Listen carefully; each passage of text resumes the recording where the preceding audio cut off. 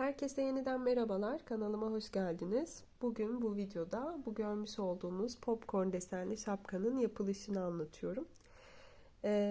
Şapkamız 3 aydan 9 aya kadar olan bebekler için uygun oldu diye düşünüyorum.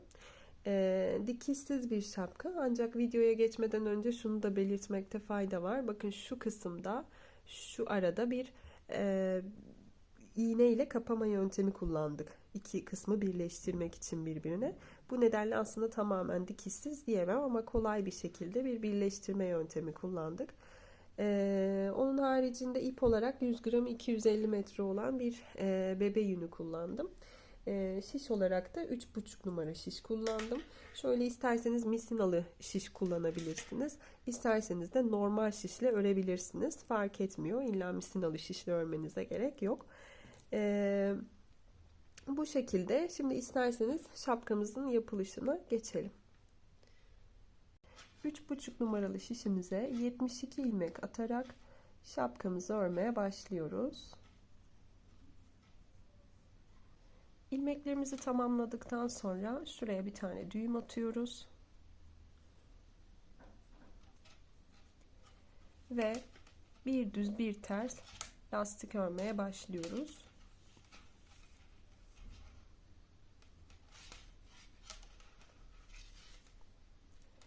İlk ilmeğimi başlangıç olduğu için örüyorum. Tersle başlıyorum. Diğerini düz. Bu şekilde bir ters bir düz birebir lastiğimizi örüyoruz sıra sonuna kadar. İkinci sıraya geçtiğimde ilk ilmeğimi örmeden alıyorum. İlk sırada olduğumuz için biraz önce ilk ilmeğimizi örmüştük. Artık bütün kenar ilmeklerimizi örmeden alacağız. Ve yine bir düz bir ters lastik örmeye devam edeceğiz. Bu şekilde lastiğimiz istediğimiz uzunluğa gelene kadar örelim. Lastiği bitirdikten sonra kaç sıra ördüğümün bilgisini sizlerle paylaşacağım. Toplamda 7 sıra lastik ördüm. Şimdi ön yüzündeyim örgümün. Bütün ilmeklerimizi düz olarak öreceğiz. Sıra sonuna kadar bütün ilmeklerimi düz olarak örüp geliyorum. Sıramın sonunda çeviriyorum işimi. Ve şu an örgünün ters yüzünde olduğum için bu sefer de sıra sonuna kadar bütün ilmeklerimi ters olarak örüyorum. Yine ilk ilmeğimi bakın örmeden aldım. Söylemiş olduğum gibi sıra sonuna kadar bütün ilmeklerimi ters öreceğim. Evet, böylelikle lastikten sonra 2 sıra örmüş olduk. Şimdi 3. sırada popcornların kurulumuna geçiyoruz. Bakın şöyle ilk ilmeğimi, kenar ilmeğimi örmeden alıyorum. Kenar ilmeğinden sonra 9 tane düz örüyorum.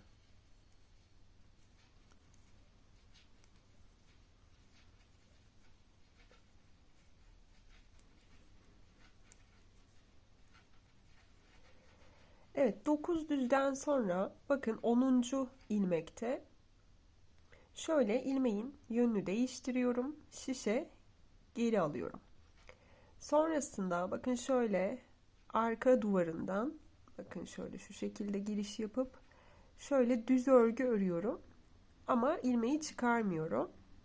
Tekrar bu ilmeğe bir de önden giriş yapıyorum. Yine bu şekilde ilmeği çıkarmıyorum. Ve tekrar yine arka duvarından giriş yapıp ilmeği örüyorum. Bir ilmekten 3 tane ilmek çıkarıyoruz yani. Ve çeviriyorum işimi. Bu ilmeği örmeden alıyorum. Diğer 2 ilmeği ters olarak örüyorum.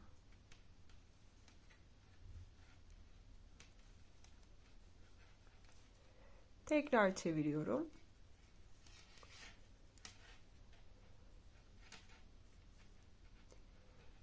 Bu ilmeği örmeden alıyorum. Diğer 2 ilmeği düz olarak örüyorum. Çeviriyorum. Yine örmeden aldım. Bu 2 ilmeği örüyorum. Çeviriyorum. Örmeden alıyorum. 2 ilmeği örüyorum. Eğer popcorn'un çok büyük durmasını istemiyorsanız burada bitirebilirsiniz. Birazdan sonlandıracağım şekilde yapabilirsiniz. Ama ben bir sıra daha gideceğim. Yani tekrar geri dönüyorum. Buradan bakın yine örmeden alacağım.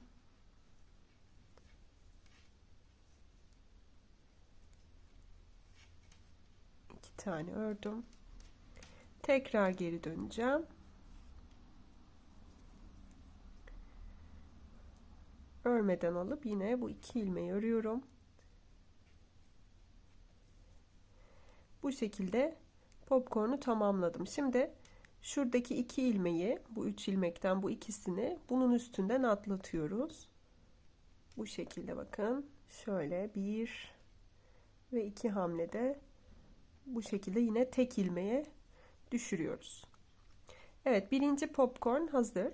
Şimdi yine bu popcorn'dan sonra 9 ilmek örüyoruz. Hep bu şekilde devam edecek.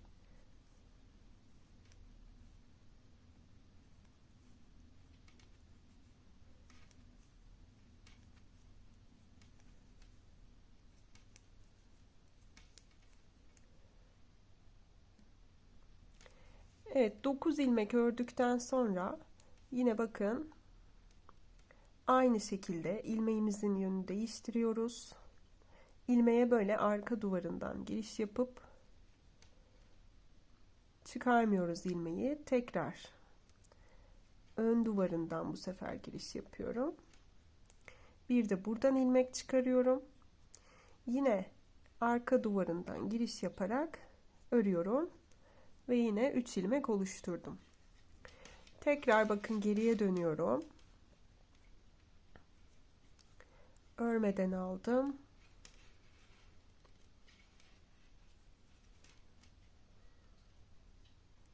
Diğer 2 ilmeği ördüm. Geriye dönüyorum. Örmeden alıyorum. 2 ilmeği örüyorum. Geriye dönüyorum.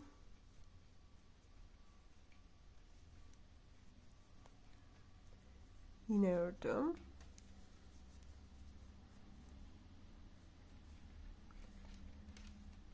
Evet, düzleri de örüyorum. Biraz önce söylediğim şey buydu. Yani bitirişi böyle şu ikisini üstünden atlatarak yapmıştık ya. Bu sırada isterseniz bitirebilirsiniz. Dediğim gibi ben bir sıra daha örüyorum. Yine bir sıra ters, bir sıra düz örüp o şekilde bitiriyorum. Evet, tersleri ördüm. Şimdi tekrar ön yüzden örüp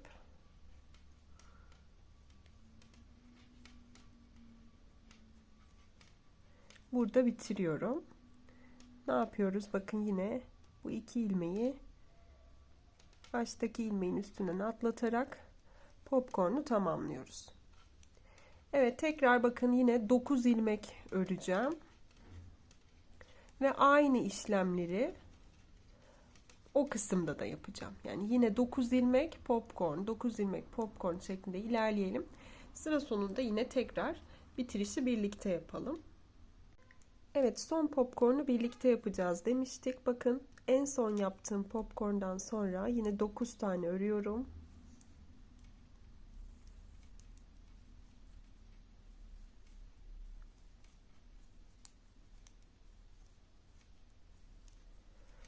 Evet, 10'uncuya yine anlattığım şekilde bakın popcorn'umuzu yapıyoruz. Yönünü değiştirdim. Şöyle arka duvarından bir tane ilmek çıkardım. Ön duvarından ikinci ilmeği çıkardım ve yine arka duvarından bir ilmek daha çıkarıyorum. 3 ilmeği çıkardım. Geriye dönüyorum.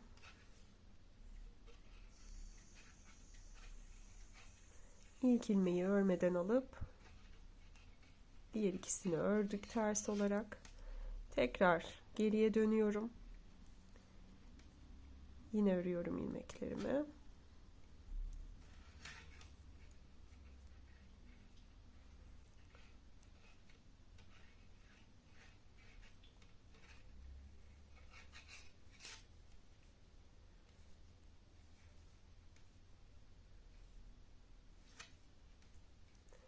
Evet, bir sıra daha örüyoruz.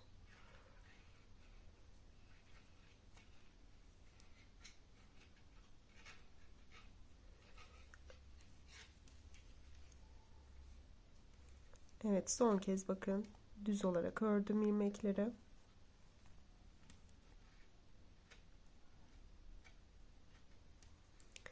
Evet, şimdi diğer iki ilmeği ilk ilmeğimin üstünden atlatıyorum. Evet, son popcornu oluşturmuş olduk. Şimdi bakın kalan ilmek sayısına 9 ilmek örüyorum.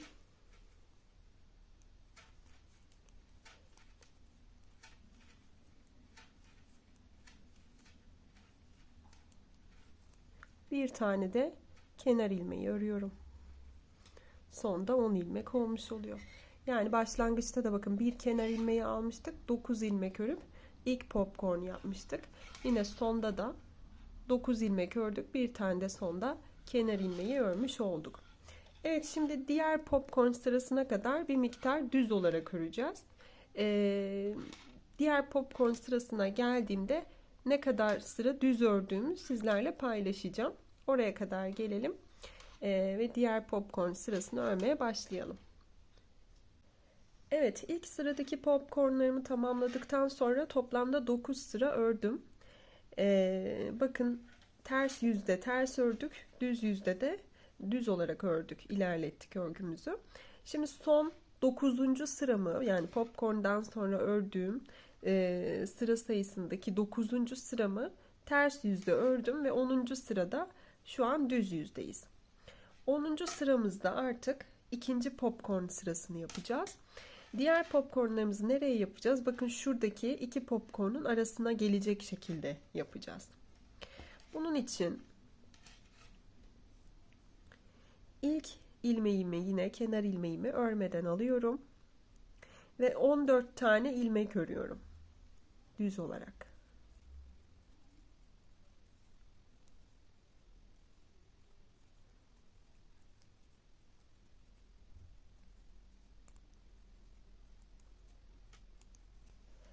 Evet, 14 ilmeği ördükten sonra bu ilmeğe şimdi popcorn yapıyoruz. Biraz önce yaptığımız gibi.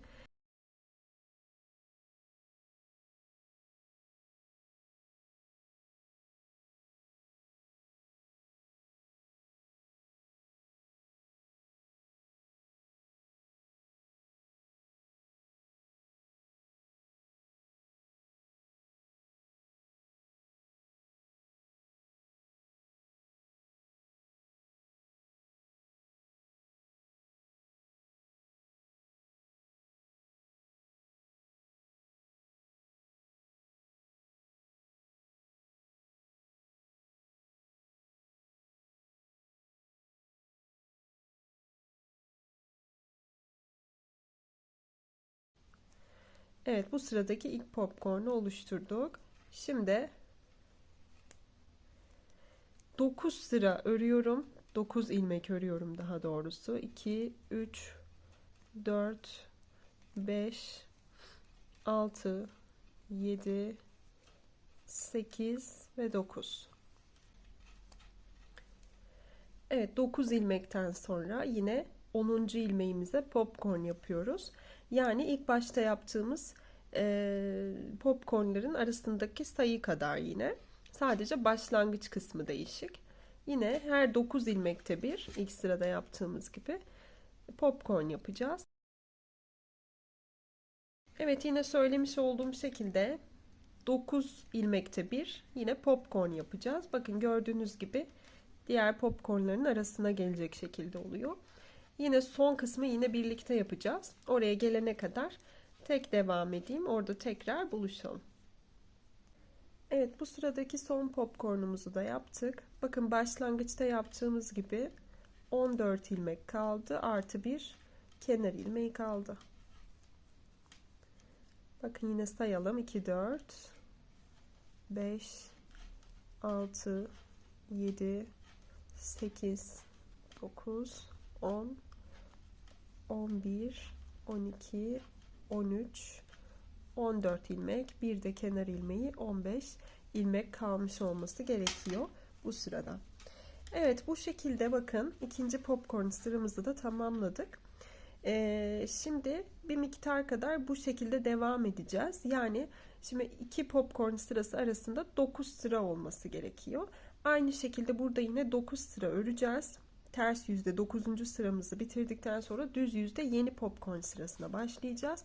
Yeni popcorn sıramızda tabii ki sıra birinci sıradaki popcorn sırasında olduğu için bu sıranın tekrarını yapacağız.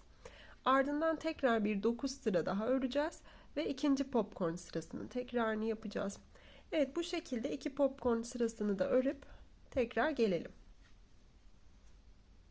Evet, istediğimiz uzunluğa geldi. Gördüğünüz gibi iki sıra daha popcorn yaptık. Şimdi şöyle ölçüsünü de vereyim bu kısmı. Yaklaşık 12 santim.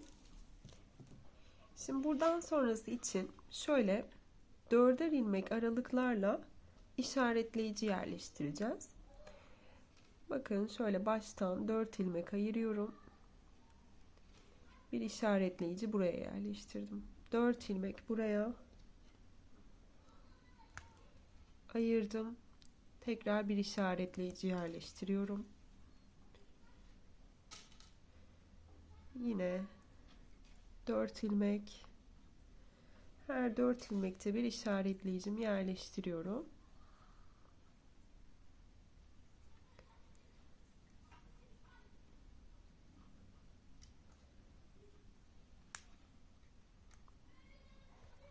Evet, toplamda 5 tane işaretleyici yerleştirdim bu kısma. Şimdi aynı şekilde buraya da işaretleyicilerimizi 4 ilmek ayırarak yerleştirelim. Burada yaptığımız gibi.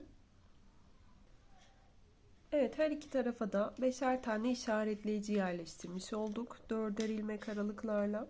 Şimdi buradan tekrar örmeye devam edeceğim.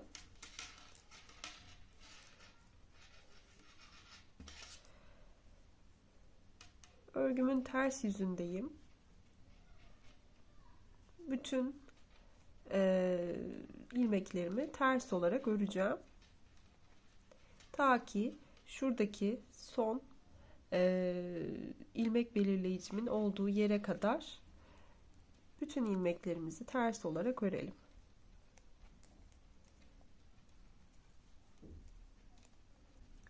Evet, gördüğünüz gibi bu kısımdaki işaretleyicileri geçtik. Son kısımdaki işaretleyicimizin olduğu yere geliyoruz. Evet, buraya geldikten sonra buradaki işaretleyicimi çıkarıyorum. Geriye dönüyorum.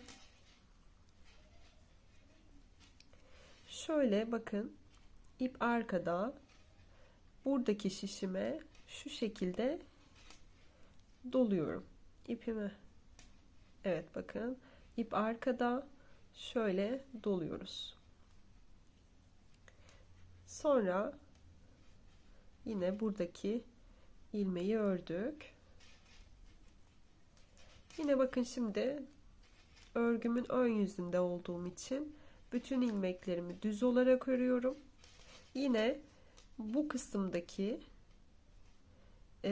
işaretleyicimin, sondaki işaretleyicimin olduğu yere gelene kadar bütün ilmeklerimi düz olarak öreceğim.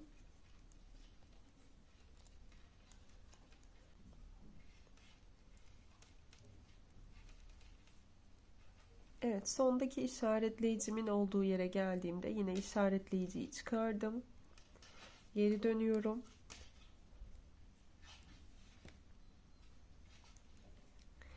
Şimdi şöyle yapıyoruz burada da.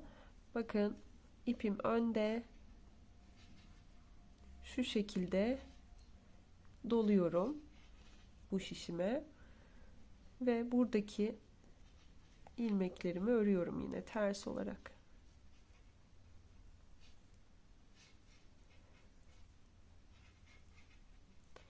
Yine bütün ilmeklerimizi ters olarak öreceğiz bu kısımda. Yine şu kısma kadar. Buradaki ilmek belirleyicimizi çıkarmıştık. Şimdi en sonda bu var. Hep en sondaki belirleyicimizin olduğu yere kadar geleceğiz. Ve orada yine aynı şekilde dönüşümüzü yapacağız. Evet, belirleyicinin olduğu yere kadar gelelim.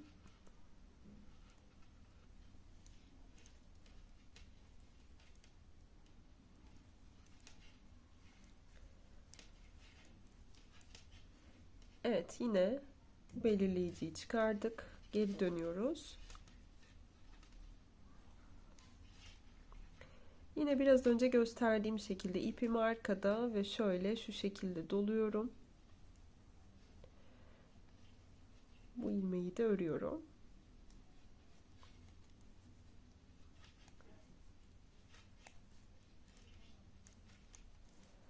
Yine bütün ilmeklerimizi sondaki işaretleyiciye gelene kadar düz olarak örelim. Yine işaretleyicimin olduğu yere geldim. Ve çıkarıyorum işaretleyicimi. Geri döndüm. Evet, bakın ip önde. Şöyle şu şekilde doluyorum. Ve yine örmeye devam ediyorum ters olarak. Evet, bu gösterdiğim işlemi en son 2 tane işaretleyicim kalana kadar yapmaya devam edelim. Bakın bu işaretleyici ve bu kalacak en son.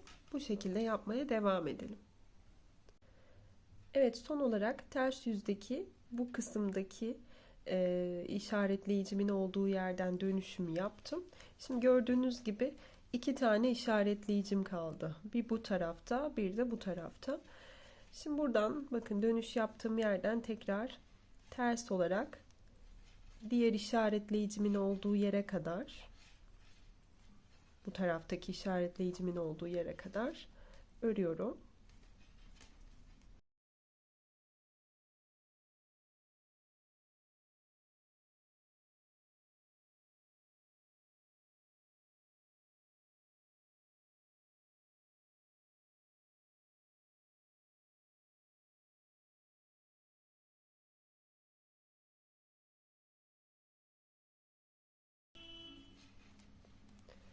Evet, işaretleyicimizin olduğu yere geldiğimizde yine her zaman yaptığımız gibi işaretleyicimizi çıkarıyoruz. Geri dönüş yapıyoruz. Tekrar bakın ipimi arkada şöyle üstüne alıyorum. Şimdi bu kısımda artık 9 sıraya tamamladığımız için popcorn sıramız olacak. 9 sıra ördüğümüz için popcorn sıramızı öreceğiz. Bu nedenle örüyorken bu aralara popcornlarımızı yapacağız. Şimdi normalde şu araya da bir popcorn, yani şu ördüğüm ilmekte benim popcorn yapmam gerekiyordu. Ama biz bu kısımlara popcorn yapmadan devam edeceğiz. Sadece şu iki araya popcorn yapacağız. Şimdi burayı ördükten sonra bakın bu ilmek normalde popcorn ilmeğimdi. Bu ilmekten sonra 9 ilmek ördüğümde bir popcorn yapacağım. Evet, bakın 3 ilmek ördüm.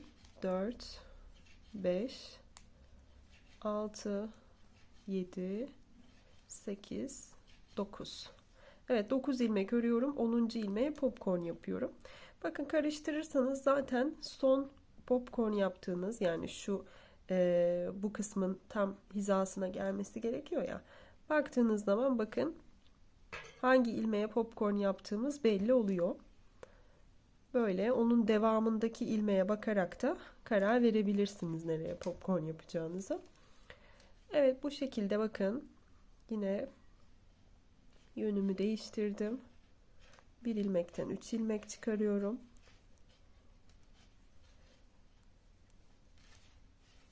Geriye döndüm.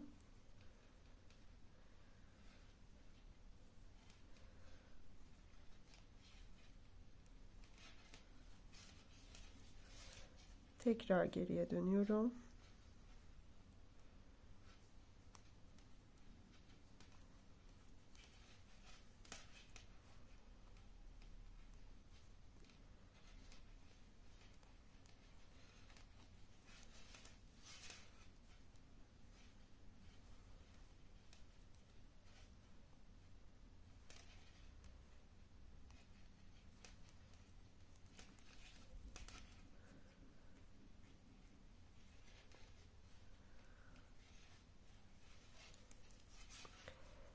Eğer ipiniz kalınsa bu kadar çok dönüş yapmanıza gerek yok. Söylemiş olduğum gibi ipiniz kalın veya daha büyük şiş numarasıyla da yapıyorsanız popcornunuz yine böyle son sırayı gidip gelmeden önce daha büyük olabilir. O yüzden ona siz ipinizin kalınlığına göre dikkat ederek kendiniz ayarlayabilirsiniz.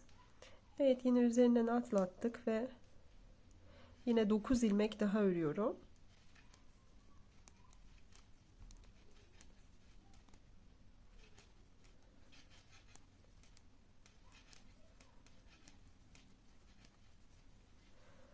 Evet, buraya da popcornumu yapıyorum. 9 ilmekten sonra bakın şu aradaki popcornun hizasına gelen ilmek bu zaten.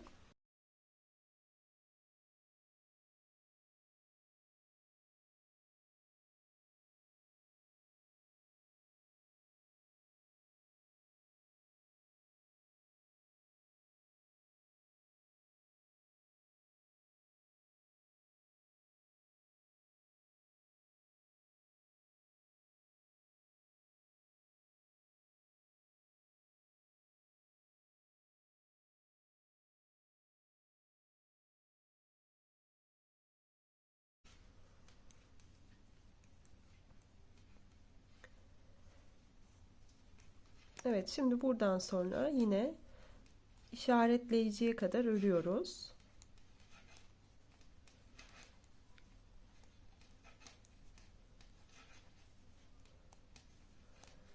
Söylemiş olduğumuz gibi bakın bu kısım tam aslında popcorn hizasına geliyor ama her iki tarafta da bu kısımlara popcorn yapmayacağız. Evet, işaretleyicimi çıkardım. Son geriye dönüşümü yapıyorum burada. İpim öndeyken ipimi üstüne alıyorum.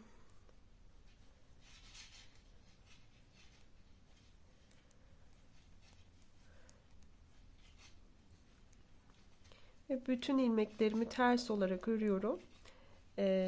Şu geri dönüş yaptığımız kısımlarda farklı bir teknik yapacağız. Oralara kadar ters olarak örüyoruz.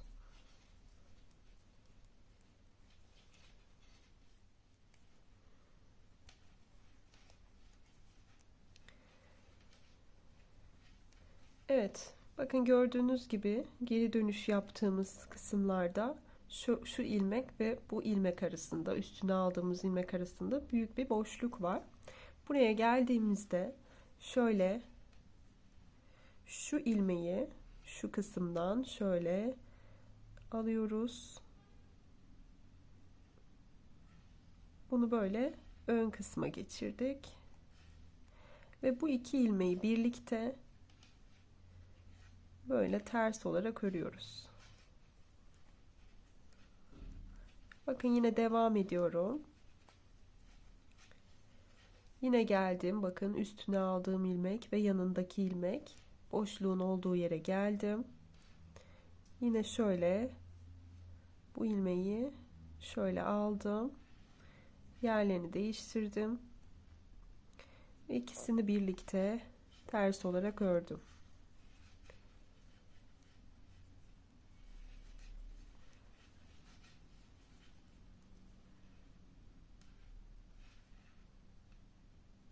Evet. Bakın yine geldik.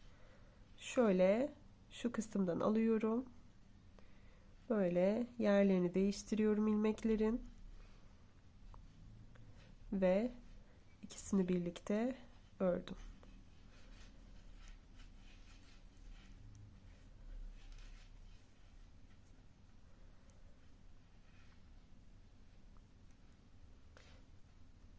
bu ilmek, bakın şu ilmek, ikinci ilmek ön kısımda olacak. Bakın şöyle bunu aldım, ön kısımdan, pardon, ön kısımdan bunu tekrar şişime geri alıyorum, ters olarak ördüm.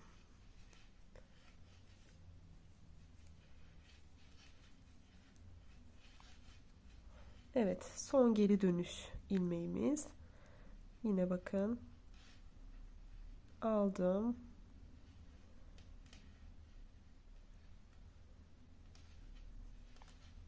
ikisini birlikte ördüm.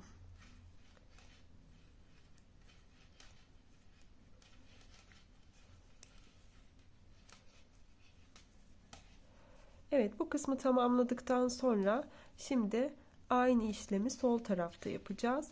Sol taraftaki boşluklara gelene kadar düz olarak örelim bütün ilmeklerimizi.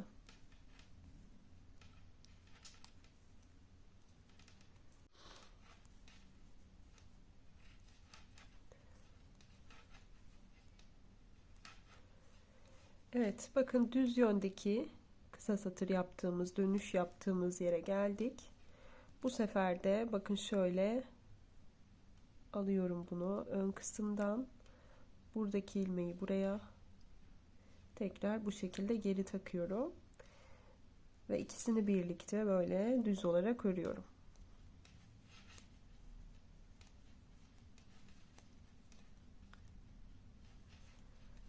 Yine bakın boşluğun olduğu kısma geldik.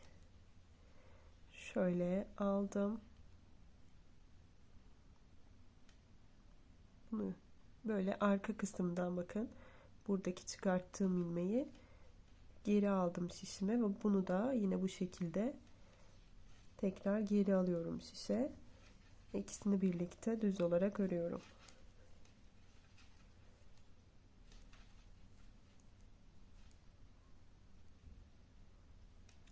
Şöyle şu şekilde de yapabilirsiniz. Şöyle alıp bakın bunu böyle çıkardım. Bunu da böyle bu şekilde aldım. Yine ikisini birlikte ördüm.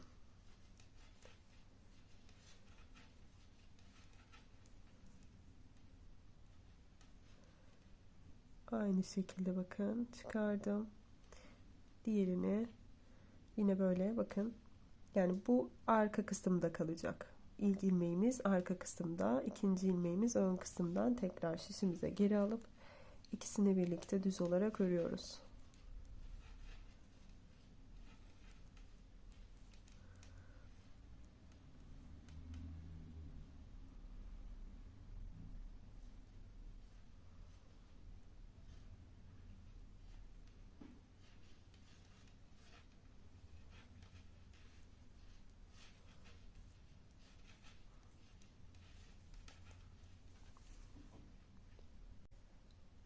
Evet, bütün ilmeklerimizi ördükten sonra şimdi 72 tane ilmeğimiz vardı. 72 ilmeğimizi 36 bir şişte, 36 diğer şişte olacak şekilde ayıralım. İlmeklerimi şişlerime paylaştırdıktan sonra bakın şuradaki ipime şöyle bu kısmı kapatabilecek uzunlukta bırakacağım. Şöyle bakın bunun 2 katı kadar uzunlukta bırakalım ve ipimizi şuradan keselim.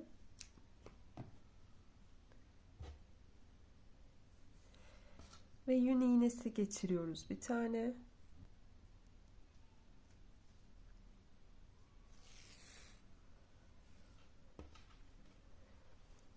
Şimdi bakın iki şişimdeki ilmeklerimi de şöyle uca kadar getiriyorum. İp şu arkadaki şişte gördüğünüz gibi, burada bakın öndeki şişteki ilk ilmeğime şöyle düz örüyormuş gibi alıyorum, şişten çıkarıyorum.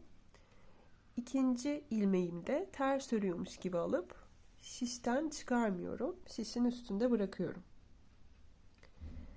Şimdi arka şişte ise ilk ilmeğimi ters örüyormuş gibi alıp çıkarıyorum şişten.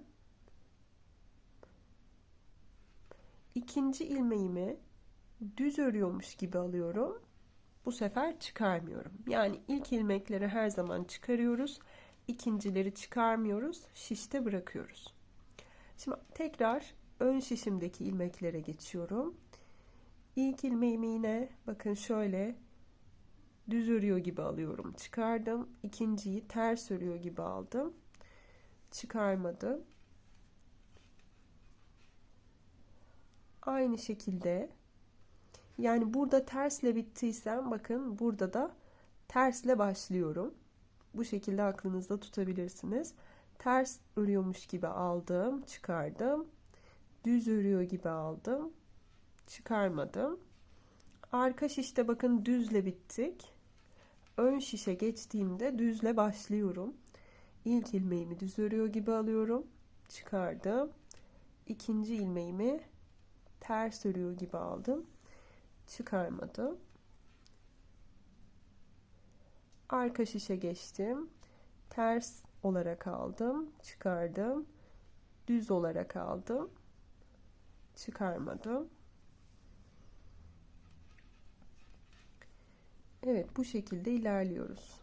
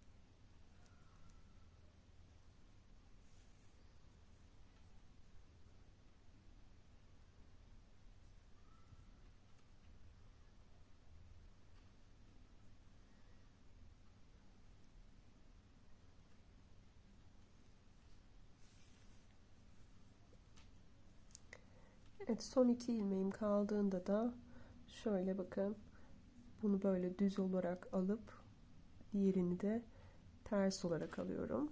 Çıktı şişimden. Evet, bu şekilde sıkılıyorum ve arka kısma çekiyorum. Şapkanın iç kısmına çekiyorum. Böyle yaptığınız zaman bakın sivri bir çıkıntı oluşuyor burada. Bu sivri çıkıntıyı arka kısma doğru çekiyoruz şöyle.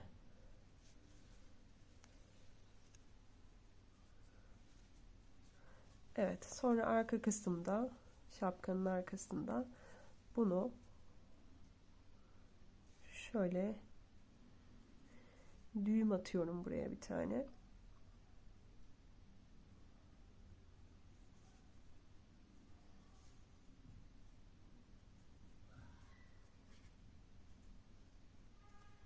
Ve bu kısma gizliyorum şöyle.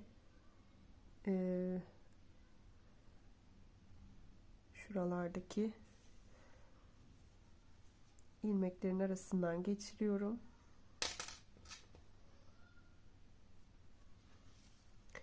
Ve gizliyorum. İsterseniz biraz daha gizleyebilirsiniz ve kesebilirsiniz.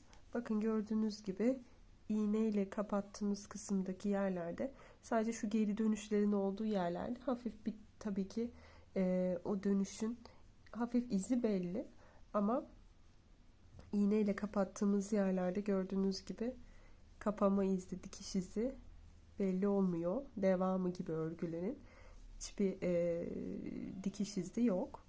Bu şekilde. Şimdi şapkamızın kordonunu yapmaya geçelim.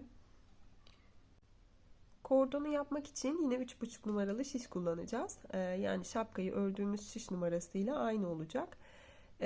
Yalnız bu kordonu yaparken 2 tane çorap şişiyle yaparsanız daha rahat edersiniz.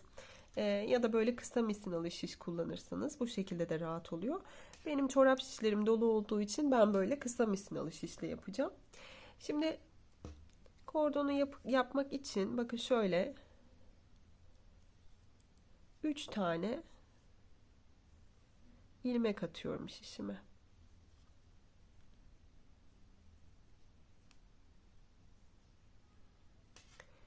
Evet, 3 ilmekten sonra hemen şuraya bir tane düğüm atıyorum.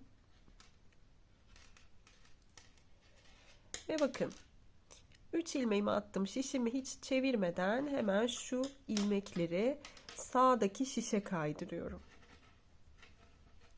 Ve sağdaki şişe kaydırdıktan sonra ilmeklerimi bakın bu şekilde ip gördüğünüz gibi sol tarafa bağlı.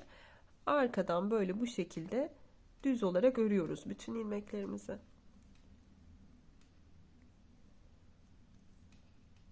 Evet bakın 3 ilmeği de düz olarak ördüm.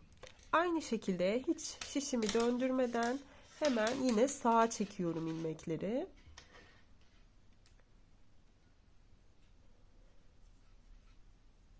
Bu şekilde yine 3 tane ilmeğimi düz olarak örüyorum. Yine bakın hemen sağa çekiyorum ilmekleri. İp gördüğünüz gibi yine sol tarafta ve yine böyle düz olarak bütün ilmeklerimi örüyorum.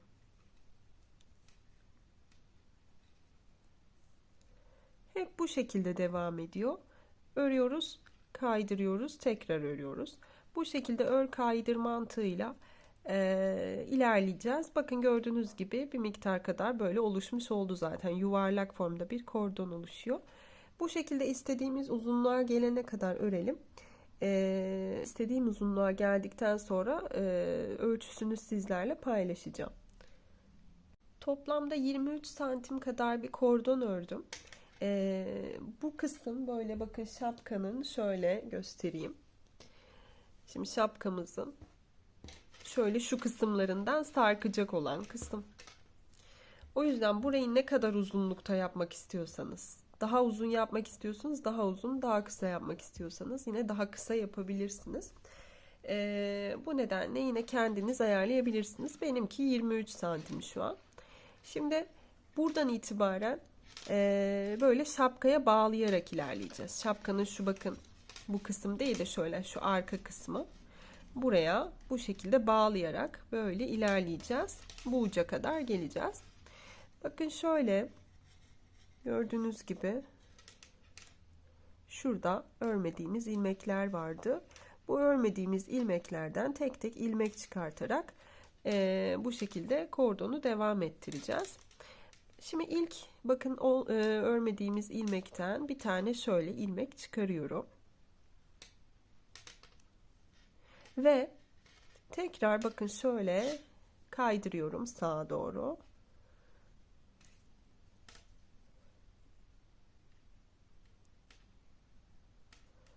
Ve buradan bakın örmeye devam ediyorum. Yine iki tane ilmeğimi ördüm. Kalan 2 ilmeğimi şöyle arka kısımlarından, hatta şunun yönünü değiştirebiliriz şöyle daha rahat etmek açısından.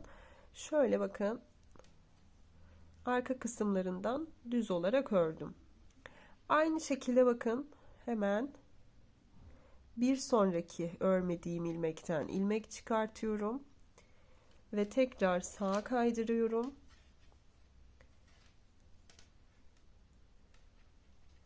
Yine bakın 2 ilmeğimi örüyorum. Geri kalan diğer ilmeklerimi şöyle yönünü değiştirdim bir tanesinin ve sola doğru ikisini birlikte kestim, ördüm. Yani sondaki 2 ilmeği keserek tekrar 3 ilmeğe indiriyoruz ilmek sayımızı.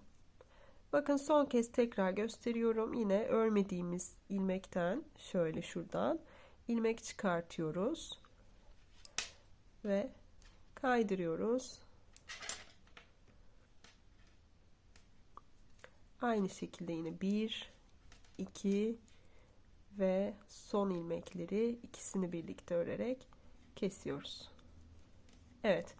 Gördüğünüz gibi bu şekilde sonuna kadar, bu uca gelene kadar ilerleyeceğiz. İlmeklerimizi de bakın tekrar nereden çıkardığımızı göstereyim. Şöyle açtığınız zaman şurayı zaten bakın örmediğimiz ilmekler gözüküyor. Bu kısımlardan böyle ilmekler çıkararak şapkanın sonuna kadar devam edelim.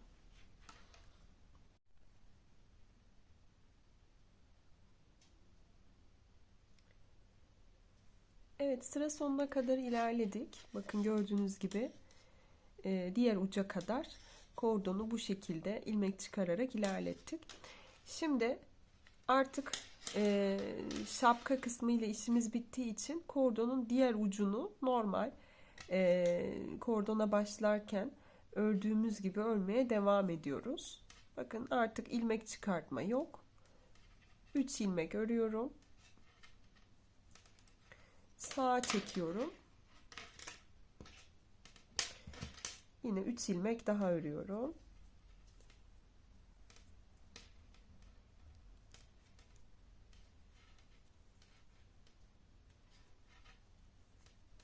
Yine aynı şekilde bakın sağa kaydırıyorum.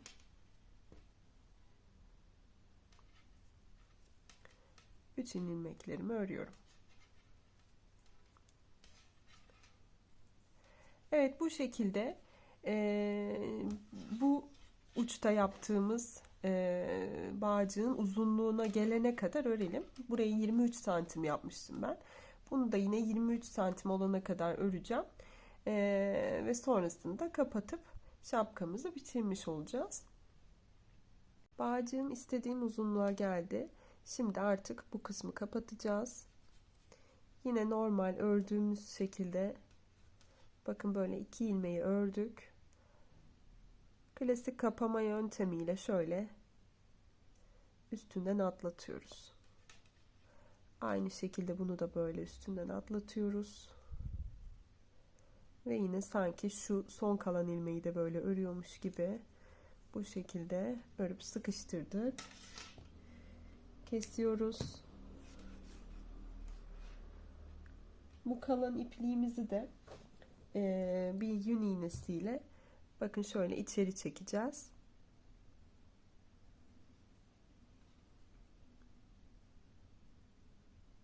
Şöyle şu şekilde.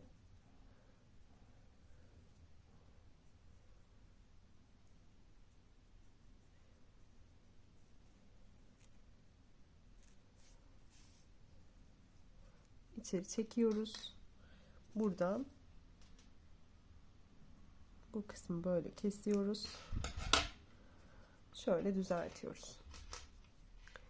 Evet, bunu da bakın şurada kalan ipliğimi de ben böyle şapkanın bu kısmını kordonla birleştirirken şöyle gizlemiştim. İpi yürütmüştüm o noktada. Şöyle iğneyle biraz daha gizleyip o ipi de yine keseceğiz.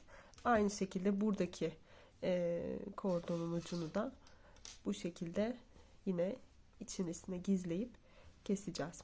Evet, bir videonun daha sonuna gelmiş bulunmaktayız. Videomu eğer beğendiyseniz beğenip kanalıma abone olmayı, yorumlardan da bana destek olmayı lütfen unutmayın. Tekrar başka bir videoda görüşmek üzere. Hoşça kalın.